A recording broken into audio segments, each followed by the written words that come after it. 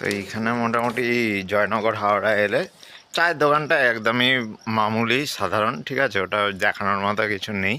ওর পাশে একটা সাইকেল রাখার স্ট্যান্ড আছে, আর বাকি পুরোটা ক্ষেত। আমি বেলা হয়ে বিকেল হয়ে গেছে, জানি না কীরকম আসবে, পুরো সন্ধে হয়ে গেছে, তাও আমি চেষ্টা করছি আপনাদেরকে দেখানোর, যদি আপনারা বুঝতে পারেন। পুরো মানে পুরো গ্রামাঞ্চল এরম স্টেশন আমি বেশ কম দেখেছি। বীরভূমের দিকে এরম স্টেশন কয়েকটা আছে, যেমন ঝাপাটের ঢাল, নোয়াদার ঢাল।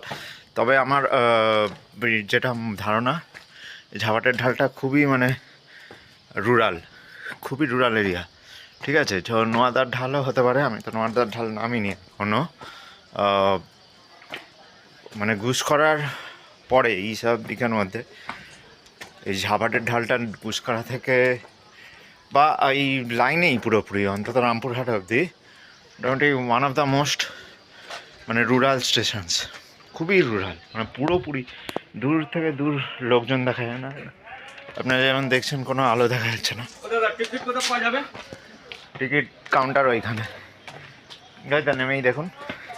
তো মানে টিকিট কাউন্টারও প্রপারভাবে মার্ক করা নেই, মানে জাস্ট অন্ধকারে এলে, রাতে এলে তাকে অন্যদিকেও চলে যেতে পারে যেদিকে টিকিট কাউন্টার নেই। তো যদি এই যে ট্রেন দাঁড়িয়ে আছে জয়নগর হাওড়া, মানে একটু ইউনিক টাইপের এক্সপিরিয়েন্স এরকম।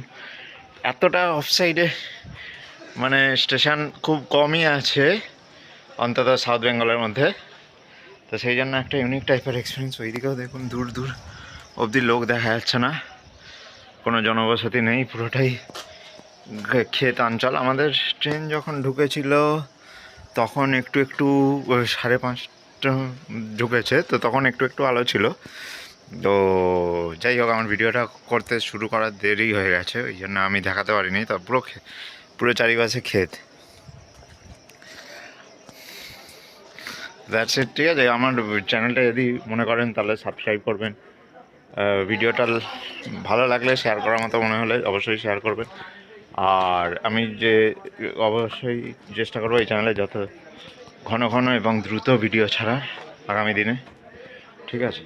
তো আপনাদের শেয়ার, সাবস্ক্রাইব আর এটাই আমায় আরও উদ্বুদ্ধ করবে, আমার যত ভিউজ বা লাইকস পাবে নতুন করে ভিডিও বানিয়ে আপলোড করার জন্য। Thank you. তো ফ্রেন্ডস, এখন আমরা আছি ঝাপাটের ঢাল বলে একটা স্টেশনে, ছোট্ট স্টেশন। বীরভূম থেকে আসার সময়, মানে যখন বর্ধমান ঢোকার ঠিক আগে, অর্থাৎ খনা জংশন ঢোকার আগে স্টেশন বীরভূম লাইনে, ঠিক আছে। মানে